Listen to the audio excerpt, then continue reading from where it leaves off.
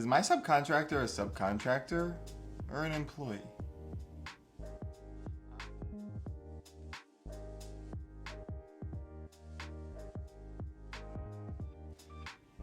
The age-old question. Did you know that some subcontractors prefer to stay subcontractors because it allows them to deduct expenses against their income, and often they find that not having a boss is kind of freeing and kind of cool. This might even be how you stumbled into business ownership yourself. But at a certain point, the excitement wears off, and it's usually around tax time when subcontractors find out that they have to pay both sides of the Social Security and Medicare tax. And this discovery could lead them to ask if they can go on payroll and have some taxes withheld.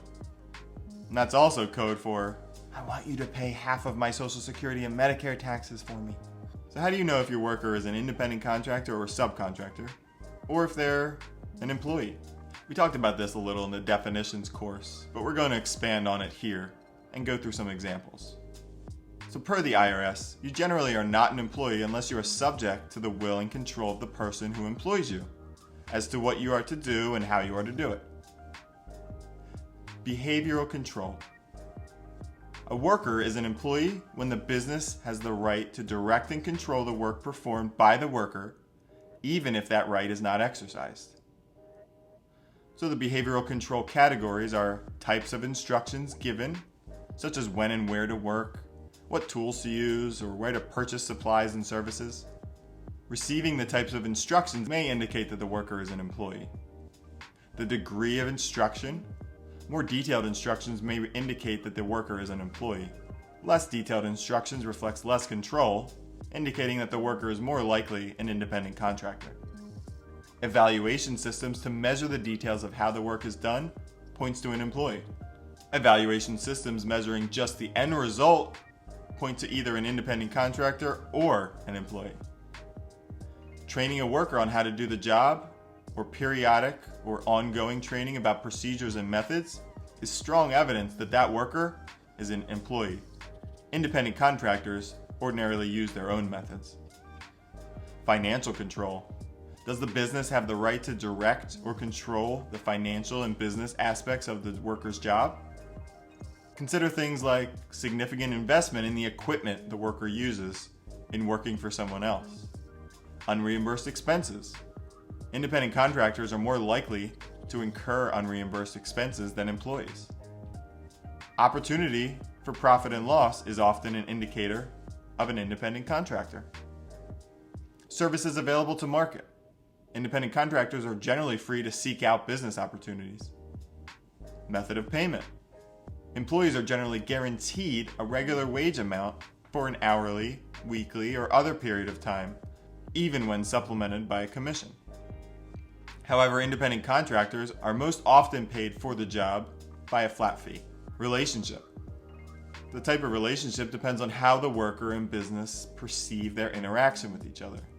So this includes written contracts which describe the relationship the parties intend to create.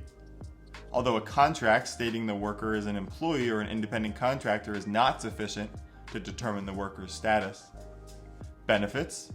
Businesses providing employee-type benefits such as insurance, a pension plan, vacation pay, or sick pay have employees. Businesses generally do not grant those benefits to independent contractors. The permanency of the relationship is important. An expectation that the relationship will continue indefinitely, rather than for a specific project or period, is generally seen as evidence that the intent was to create an employer-employee relationship. Services provided, which are a key activity of the business. The extent to which services performed by the worker are seen as a key aspect of the regular business of the company. For some businesses, the differentiation might be cut and dry. For others, not so much. This is the argument that Uber continues to face. They've fought lawsuits in a ton of states over the issue of whether or not their drivers are employees or contractors. Now, if you're still not 100% sure, err on the side of caution and classify the worker as an employee. You can also request an official determination from the IRS using Form SS-8. However, it can take at least 6 months to get an IRS determination. So while you're waiting for the IRS to get back to you, why don't you kick back, brew some tea, and enjoy some examples. Example number 1. Dance instructors who select their own dance routines to teach, locate and rent their own facilities, provide their own sound system, music, and clothing, and collect fees from customers, and are free to hire assistants are examples of independent contractors. Dance instructors working in a health club, where the club sets the hours of work, the routines to be taught, and pays the instructors from fees collected by the club, are examples of employees. Example number 3.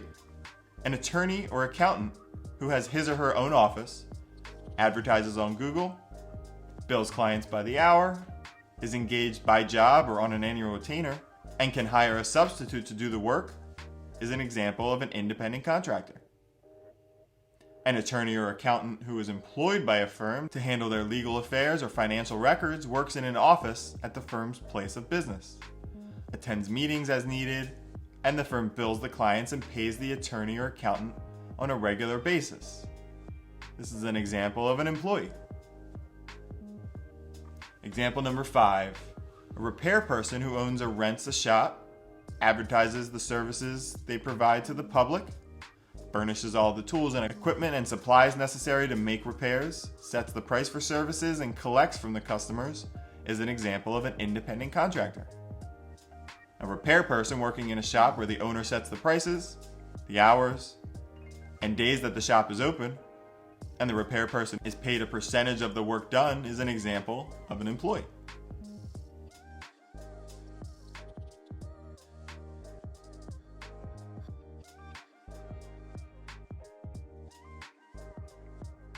If you found this video helpful, we're real accountants and CPAs who work with hundreds of small business owners just like you every day. Check us out at engagecpas.com to see if we're a good fit for your business. We also have business courses available to help small business owners understand their business.